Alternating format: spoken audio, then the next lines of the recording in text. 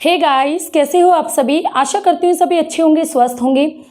स्वागत करती हूँ मैं आप सभी का अचीवर्स ऑनलाइन क्लासेस में। मैं दीपा, यू नो डेट हम पढ़ रहे हैं अपनी ज्योग्राफी। आज की क्लास में मैं आपको करवाने जा रही हूँ यूरोप कॉन्टिनेंट। आज हम पढ़ेंगे यूरोप कॉन्टिनेंट। पूरा एक वीडियो में कंप्लीट नहीं होगा तो इसके भी पार्ट बनेंगे, तो मैक्सिमम जितना होगा उतना मैं करवाने की कोशिश करूँगी, ट्राई करूँगी अपना पूरा। तो यहाँ पर यूरोप कॉन्टिनेंट, ये जो आप देख रहे हो, आपको आई थिंक थोड़ा कम ही समझ में आ रहा होगा। अगर आपके पास घर पर वर्ल्ड का मैप है, ठीक है, तो आप उस मैप को लेकर बैठना, तब आपको बाउंड्री समझ में आ जाएंगी। तो यहाँ पर जो मैंने ये बाउंड्री बनाई है, ये आपकी पूरी की पूरी बाउंड्री यूरोप कॉन्टिनेंट की। अभी इसमें बताऊंगी कौन सी चीज़ कहाँ पर, तब आप समझ जाओगे। तो ये यूरोप कॉन्टिनेंट है, ठीक है। तो यहाँ पर पहले हम पढ़ेंगे कि यूरोप कॉन्टिनेंट किस में आता है, यूरोप कॉन्टिनेंट एरिया अकॉर्डिंग, तो ये सारी चीज़ें कवर अप करेंगे। शॉर्ट से थोड़ा हाई लेवल चलेंगे। तो सबसे पहले जो यूरोप कॉन्टिनेंट है, अगर इसकी जो महासागरों की बात करें, सागर की बात करें, तो कौन कौन से ओशियन इसे टच करते हैं, तो वो आप देख लीजिए। यूरोप कॉन्टिनेंट के यानी यूरोप महाद्वीप के सबसे उत्तर में यहाँ पर पड़ता है आर्कटिक महासागर, आर्कटिक ओशियन, ठीक है। यूरोप कॉन्टिनेंट के वेस्ट में यानी पश्चिम की ओर यहाँ पर आता है अंध महासागर, जिसे कहते हैं इंग्लिश में अटलांटिक ओशियन, आर्कटिक ओशियन। तो ये तो जो दो ओशियन जो यूरोप को टच करते हैं या यूरोप के साथ बाउंड्री बनाते हैं, समझ गए। ओशियन यानी महासागर। अब सागरों की बात करते हैं, तो यहाँ पर यूरोप कॉन्टिनेंट, और मैंने आपको जब अफ्रीका कॉन्टिनेंट पढ़ाया था तब मैंने बताया था भाई अफ्रीका के नॉर्थ में और यूरोप के साउथ में कौन सा आपका सी पड़ता है, यानी सागर। कौन सा सागर पड़ता है यहाँ पर? भूमध्य सागर। कौन सा सागर है यहाँ पर? भूमध्य सागर, मेडिटेरियन सी, ठीक है, भूमध्य सागर। अब यहाँ पर यानी इस वाली चोंच के इधर इधर पड़ता है, यहाँ पर आपका है काला सागर। यानी मैं बात करूं, आपका जो यूरोप कॉन्टिनेंट है, यूरोप महाद्वीप के उत्तर में है आर्कटिक महासागर। आपको डायरेक्शन बता देती हूँ। नॉर्थ में है आर्कटिक महासागर, वेस्ट में है अंध या अटलांटिक महासागर, साउथ में है भूमध्य सागर, और साउथ ईस्ट में यानी दक्षिण पूर्व की ओर है काला सागर। और यहाँ पर है एक विश्व का सबसे बड़ा कॉन्टिनेंट, जिसका नाम है एशिया, यानी एशिया महाद्वीप। इसमें से भी ये जो ऊपर एक आप देखोगे ना, वहाँ पर कुछ इस तरीके की बाउंड्री बनी होती है मैप के अंदर, तो कुछ इस तरीके की। तो इसका भी जो हाफ पार्ट है वो एशिया में चला जाता है, ठीक है। तो यहाँ पर ये हाफ ही बना है, हाफ पार्ट इसका एशिया में है और हाफ इसमें यूरोप में आता है। तो यहाँ पर, यहाँ से लेकर और ये सारी की सारी ये आपका एशिया कॉन्टिनेंट पर जाता है साइड में, जो यूरोप के साथ बाउंड्री बनाता है, ठीक है। तो सबसे पहले जो एशिया और यूरोप के बीच में जो बाउंड्री बनाते हैं ना, तो यहाँ पर एक पर्वत भी आता है जिसका नाम है यूराल पर्वत। तो एग्जाम में पूछे यूरोप प्लस एशिया कौन सा माउंटेन, तो यूराल पर्वत। ऑप्शन में यूराल मिलेगा या आपको काकेसस मिलेगा, ठीक है। तो यूराल पर्वत या काकेसस है तो काकेसस, अभी काकेसस भी बताऊंगी आपको। तो यूराल पर्वत के साथ से यहाँ पर यूराल रिवर भी बहती है। तो यूरोप प्लस एशिया कौन सी रिवर? यूराल नदी। यूराल पर्वत, यूराल नदी, आसानी से याद कर जाओगे, दोनों एक ही चीज है। यूराल पर्वत, यूराल नदी, ठीक है। यूराल नदी आपने देख ली, यूराल पर्वत आपने देख लिया, ऐसे इधर से आ जाता है। फिर आपका काला सागर आ गया, ठीक है। काला सागर के बाद साइड में, काला सागर के बाद यहाँ पर भी आपकी एक लेक कह लो, या आप कहते हैं सागर भी कहते हैं, इसे लेक भी कहते हैं। इसका क्या नाम है कि कैस्पियन सागर या कैस्पियन लेक भी कहते हैं, कैस्पियन सागर लेक, कुछ इस तरीके से भी इसे कहते हैं, ठीक है। तो कैस्पियन सागर, ये भी यूरोप प्लस एशिया, कैस्पियन सागर लेक या सी, जो भी डाले एग्जामिनर आप इसको भी कर देना, ठीक है। देखो हमने यूराल पर्वत पढ़ा, यूरोप और एशिया के बीच बाउंड्री बनाता है। यूराल रिवर पढ़ा, ये भी यूरोप और एशिया के बीच बाउंड्री का काम करती है। कैस्पियन सागर लेक पढ़ा, ये भी आपकी यूरोप और एशिया के बीच बाउंड्री का काम करती है। इसके बाद कैस्पियन सागर के बाद यहाँ पर पड़ती है काकेसस पर्वत। यहाँ पर आपकी ये मान लो ये सागर है या लेक जो भी है, यहाँ पर पड़ता है काकेसस पर्वत। काकेशस पर्वत या माउंटेन, ये भी आपका यूरोप और एशिया के बीच बाउंड्री का काम करता है। इसके बाद काला सागर आ जाता है, यहाँ से लेकर यहाँ तक, ठीक है। तो फिर वो आगे आपकी बाउंड्री नहीं बनती। तो यूरोप प्लस एशिया, यूराल पर्वत, यूराल नदी, कैस्पियन सागर और काकेशस पर्वत, 2 य और 2 कै, ऐसे भी याद कर सकते हैं। 2 य यानी यूराल पर्वत और यूराल नदी, 2 कै काकेशस पर्वत या कैस्पियन सागर लेक। तो ये 3 कै यानी काला सागर को भी आप ज्वाइन करोगे, क्योंकि काला सागर भी बाउंड्री बनाता है एशिया के साथ, काला सागर भी आएगा। तो 2 य और 3 का, यूराल पर्वत, यूराल नदी, आपका कैस्पियन सागर लेक, काकेशस पर्वत और काला सागर, तो ये सारे के सारे यूरोप प्लस एशिया, इन दोनों के बीच बाउंड्री का काम करते हैं।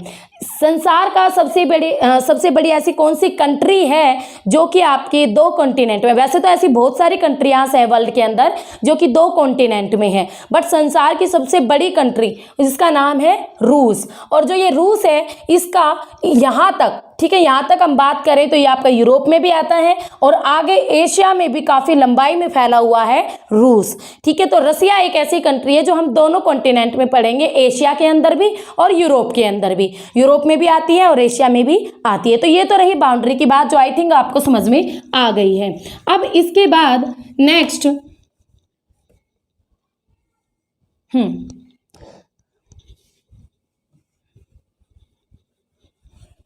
अब इसमें हम आगे चलते हैं, ठीक है। यूरोप के अंदर अब बात करेंगे हम, ये उत्तरी गोलार्ध में है, दक्षिणी गोलार्ध में, पूर्वी गोलार्ध में है। तो आप सबको पता है 0 डिग्री देशांतर रेखा जो हमारी मेडिटेरियन लाइन है, जो हमारी देशांतर रेखा, प्रधान देशांतर रेखा है, मेरिडियन लाइन, ठीक है। ये हमारी कहाँ से जाती है, यहाँ पर आपका एक आइलैंड भी है और यहाँ पर भी एक आइलैंड है, ये है आइसलैंड, ठीक है, आइसलैंड। और ये है यूनाइटेड किंगडम, ठीक है, यानी यूके भी जिसे शॉर्ट फॉर्म में कहते हैं।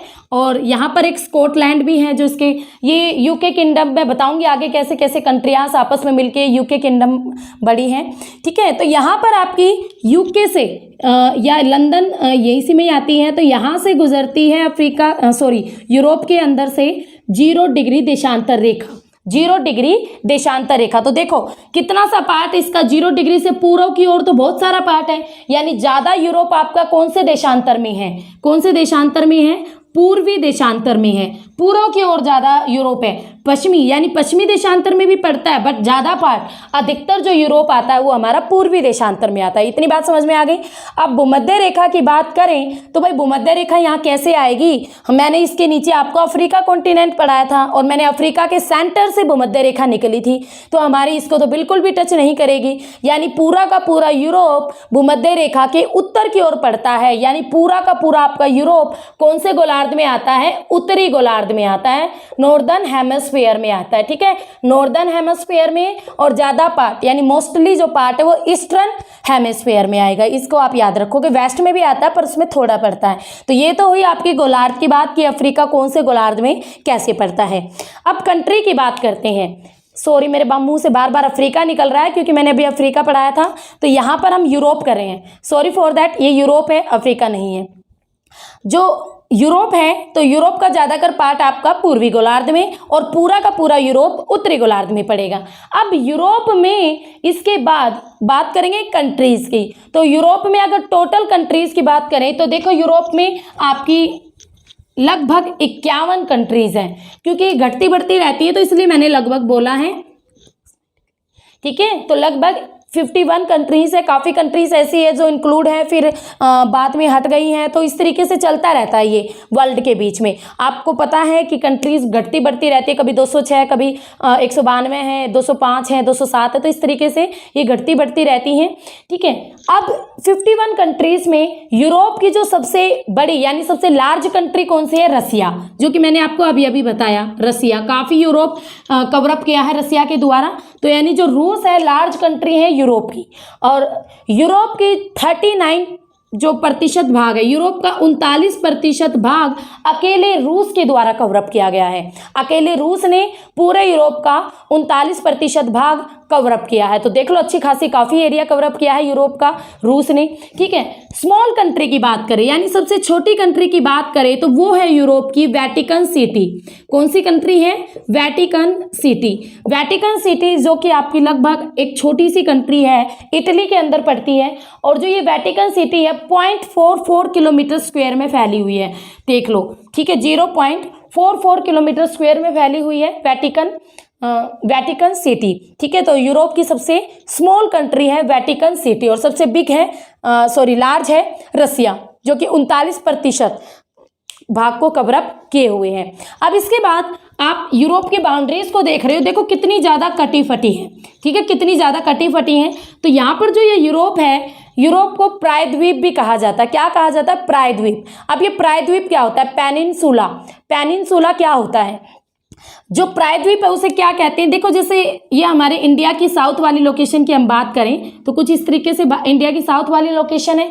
तो यहाँ पर इंडिया के अरब सागर है, यहाँ पर बंगाल की खाड़ी है और नीचे हिंद महासागर है। इंडिया की बात करें तो और हम क्या कहते हैं? दक्षिण भारत का पठार, प्रायद्वीपीय पठार। क्या कहते हैं इस पार्ट को? प्रायद्वीपीय पठार। आप खुद सोचो क्यों कहते हैं? क्योंकि लैंड का जो पार्ट 3 ओर से पानी के द्वारा घिरा हो और 1 ओर से लैंड के द्वारा घिरा हो उसे कहते हैं पेनिनसुला यानी प्रायद्वीप। समझ गए प्रायद्वीप क्या होता है? लैंड का कोई पार्ट है, 3 ओर से उसे पानी ने घेरा है, 1 ओर से वो लैंड के द्वारा जुड़ा हुआ है किसी दूसरी, तो उसे क्या कहेंगे? प्रायद्वीप, ठीक है। उसी तरह आप यूरोप में देखो, 1 ओर तो ये एशिया के द्वारा कवरअप है और उत्तर में आर्कटिक, वेस्ट में अंध और अटलांटिक और साउथ में भूमध्य सागर और काला सागर। तो यानी 3 ओर से तो पानी के द्वारा घिरा है और 1 ओर से लैंड के द्वारा जुड़ा हुआ है, इसीलिए यूरोप को प्रायद्वीपों का प्रायद्वीप भी कहते हैं। प्रायद्वीप पढ़ेंगे अभी आगे। तो यूरोप को प्रायद्वीपों का भी प्रायद्वीप कहते हैं। यूरोप खुद भी एक प्रायद्वीप है और इसके अंदर 6 मेजर प्रायद्वीप है, इसीलिए इसे प्रायद्वीपों का प्रायद्वीप कहा जाता है। इतनी बात समझ में आ गई। यूरोप की जो तटीय सीमा है, जो इसके कोस्टियल बाउंड्री है, यूरोप की अगर हम बात करें, जो ये इसके कोस्टियल बाउंड्री है हद से ज़्यादा कटी फटी है, यानी अंदर कभी बाहर, कभी अंदर कभी बाहर, इस तरीके से है। तो अगर इस पूरी बाउंड्री को सीधा कर दिया जाए तो ये बहुत लंबी बन जाती है, ठीक है, बहुत लंबी बन जाएगी। तो एग्जाम में क्वेश्चन क्या आएगा? किस कॉन्टिनेंट की तटीय सीमा सबसे लंबी है? तो यूरोप कॉन्टिनेंट की जो तटीय बाउंड्री, जो कोस्टियल बाउंड्री है, वो सबसे लंबी है। समझ गए? ठीक है, आपको लगेगी छोटी, बहुत सारे एशिया भी बहुत बड़ा आप कहोगे, बट इसकी जो तटीय रेखा आप मैप में देखना, यहाँ पर भी दुनिया भर के छोटे छोटे आइलैंड है, यहाँ पर भी, तो इसकी सारी तटीय सीमा को बिल्कुल सीधा कर दिया जाए तो सभी कॉन्टिनेंट से सबसे लंबी है। तो यूरोप की कोस्टियल बाउंड्री भी सबसे लंबी है। यूरोप को प्रायद्वीपों का पठार भी, प्रायद्वीपों का प्रायद्वीप भी कहते हैं। वाई, वो मैंने आपको बता दिया। प्रायद्वीप क्या होते हैं, आई थिंक आप समझ चुके हो। अब इसके बाद हम पढ़ने जा रहे हैं यूरोप के 6 मेजर प्रायद्वीप, यानी 6 बड़े पेनिनसुला या प्रायद्वीप। यूरोप के अंदर कौन कौन से प्रायद्वीप हैं जो मेन है, ठीक है, जो हमें पढ़ने पड़ेंगे। तो यूरोप में प्रायद्वीपों की बात करें तो 6 मेजर आइलैंड की बात करें, प्रायद्वीप की बात करें तो यूरोप के अंदर कौन कौन से हैं, तो आइए चलिए देखते हैं। तो यहाँ पर सबसे पहले आता है first island. Number first island का नाम है स्कैंडिनेविया आइलैंड, आइलैंड बोल रही, स्कैंडिनेविया प्रायद्वीप। स्कैंडिनेविया, आज पता नहीं बार बार मुंह से क्यों निकल रहा है, स्कैंडिनेविया प्रायद्वीप, ठीक है। यूरोप में यहां पर आता है स्कैंडिनेविया प्रायद्वीप। नंबर 2 पर आता है, नंबर 2 जूटलैंड, यहां पर आता है नंबर 2 जूटलैंड प्रायद्वीप, जूटलैंड प्रायद्वीप। नंबर 3 पर आता है, यहां पर आता है नंबर 3 आइबेरियन प्रायद्वीप। नंबर 3 इज आइबेरियन प्रायद्वीप। अब इसके बाद आइबेरियन आपने देख लिया, आइबेरियन प्रायद्वीप, ठीक है, जूटलैंड प्रायद्वीप, आइबेरियन प्रायद्वीप। अब यहाँ पर आता है, ये हमारा इटली आ जाता है पूरा का पूरा इसमें, यहाँ पर आता है इटालियन प्रायद्वीप। इटालियन, देखो इटली के नाम पर ही है इटालियन, ये इटली है पूरा का पूरा, इटली, इटालियन प्रायद्वीप। इतना बात समझ में आ गई। आगे यहाँ पर आता है हमारा बाल्कन प्रायद्वीप, ठीक है, इटली, और यहाँ पर आ जाता है बाल्कन प्रायद्वीप, बाल्कन प्रायद्वीप। ये सारे प्रायद्वीपों के नाम को आपको पता होनी चाहिए, आगे क्वेश्चन इन्हीं से निकलेंगे। बाल्कन प्रायद्वीप। और लास्ट आता है देखो 1, number 2, number 3, number 4, number 5 and number 6।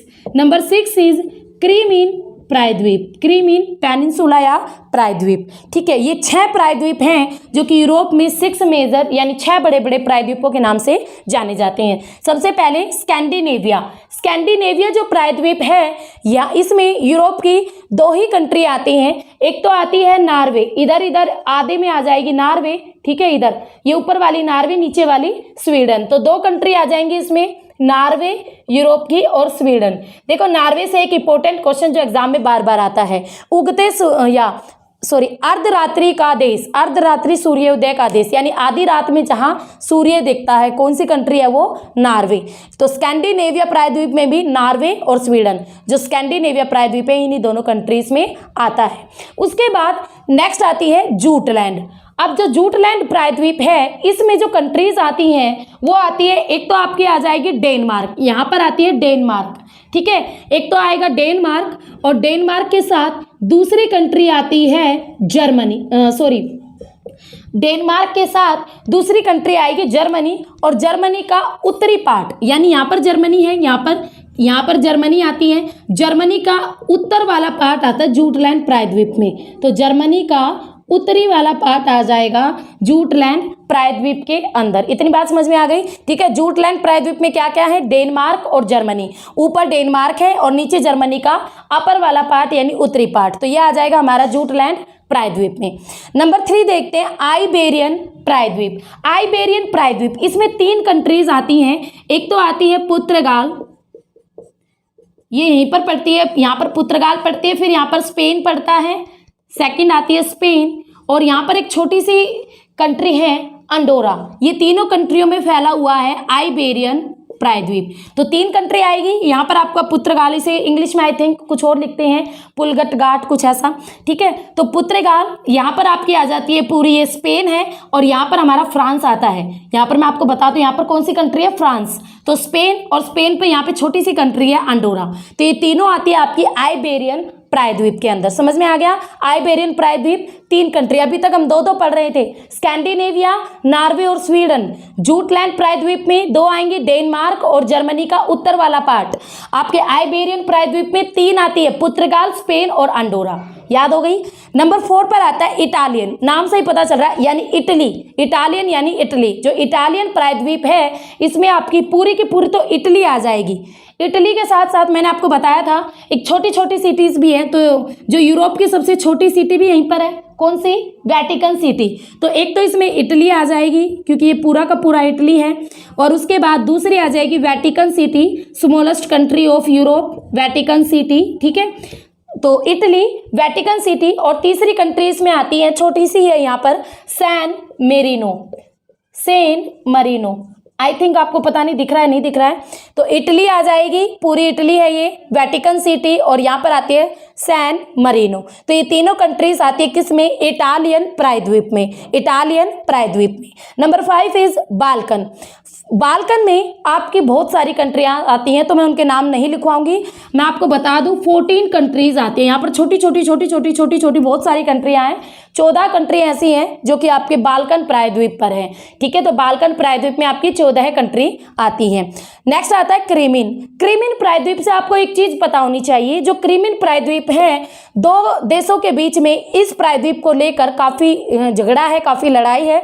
यहाँ पर आता है यूक्रेन कंट्री, यहाँ पर कौन सी कंट्री है? यूक्रेन, यूरोप के अंदर यूक्रेन कंट्री, और यहाँ पर आ जाता है रूस का पार्ट आता है ये, ठीक है। यहाँ पर इधर से रूस ऐसे फैला हुआ है, तो ये यूक्रेन है और ये रूस है, और ये दोनों हमेशा झगड़ा करते रहते हैं क्रीमिन प्रायद्वीप को लेकर। तो इतनी बात आपको पता होनी चाहिए। समझ में आ गया? तो ये थे प्रायद्वीप, यूरोप के 6 बड़े बड़े प्रायद्वीप, Scandinavia, Jutland, Iberian, Italian, Balkan और क्रीमियन, आई थिंक आपको याद हो गए होंगे, और कंट्री भी साथ साथ में। ठीक है, तो ये थे हमारे यूरोप के प्रायद्वीप, और यूरोप को क्या क्या कहते हैं, प्रायद्वीपों का प्रायद्वीप, ये सारी चीजें मैंने आपको बता दी है।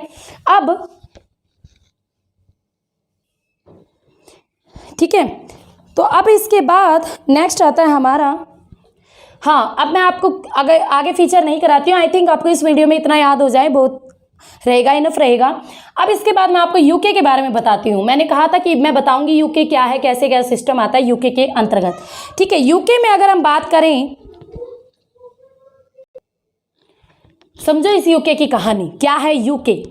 तो देखो, सबसे पहले ब्रिटेन, जिसे आप बोलते हो ना ब्रिटेन ब्रिटेन ब्रिटेन, ब्रिटेन दो कंट्रियों से मिलकर बना है, Wales plus England, Wales plus England, Wales country और इंग्लैंड कंट्री, दोनों कंट्रियों को संयुक्त रूप से यानी दोनों कंट्रियों को मिलाने पर ही कहा जाता है ब्रिटेन। समझ गए, Wales plus England. For example ये आपकी वेल्स हो गई number 1 country, number 2 country is England. ठीक है, वेल्स प्लस इंग्लैंड।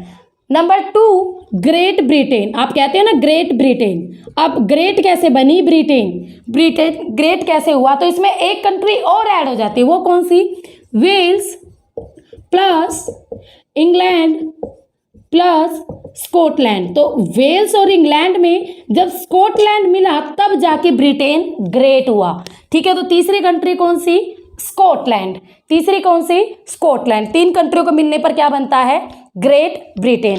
अब इस ग्रेट ब्रिटेन से आपका यूके बनता है, यूके की फुल फॉर्म यूनाइटेड किंगडम। अब ये यूनाइटेड किंगडम कैसे बनता है, इसमें एक कंट्री और ऐड होगी, Wales plus England plus Scotland plus उत्तरी आयरलैंड, प्लस उत्तरी आयरलैंड, उत्तरी आयरलैंड। जब इसमें उत्तरी आयरलैंड और ऐड हो जाता है तब जाके बनती है यूके यानी United kingdom. This is a 4th country. ठीक है, तो ये 4 कंट्रियों को आपस में मिलकर क्या कहा जाता है, यूनाइटेड किंगडम। समझ गए, तो यूके की पूरे यूके की बात होगी तो यूनाइटेड किंगडम समझ जाना। ब्रिटेन में Wales plus England, Great Britain Wales plus England plus Scotland, UK में Wales plus England plus Scotland plus उत्तरी आयरलैंड। तो ये सारी के सारी चीज़ें आपस में मिलकर यूके कहलाती है। तो यूरोप में ऐसे बहुत सारे आपको देश मिलेंगे, ऐसी कंट्रीज मिलेंगी जिनको आपस में मिलाने पर अलग अलग नामों से जाना जाता है। जैसे फॉर एग्जाम्पल बाल्टिक देश, बाल्टिक देश यूरोप के अंदर 3 ऐसी कंट्रियां हैं, तीनों कंट्रियों को आपस में मिलाने पर बाल्टिक देश कहा जाता है, और तीनों कंट्री यूरोप के मैप में सीक्वेंस में है। मैंने यहाँ पे यूरोप का मैप बनाया था ना कुछ इस तरीके से, तो यहीं पर पड़ती हुई तीनों कंट्रियां एक दूसरे के नीचे ऐसे सीक्वेंस में हैं, जिन्हें बाल्टिक देश कहते हैं। और कौन कौन सी वो तीनों कंट्रियां, एस्टोनिया, एस्टोनिया, लिथुआनिया, लिथुआनिया और लाटविया, लाटविया। ये 3 कंट्रियों को संयुक्त रूप से बाल्टिक देश कहा जाता है यूरोप के अंदर। एस्टोनिया, लिथुआनिया, लाटविया, बाल्टिक देश कहे जाते हैं तीनों कंट्रीज। ठीक है, तो यूरोप में ऐसी बहुत सारी कंट्रीज मिलेगी जिन्हें हम आगे पढ़ेंगे। अभी हमारा यूरोप कंप्लीट नहीं हुआ है, इसके पार्ट्स बनेंगे आगे चल के।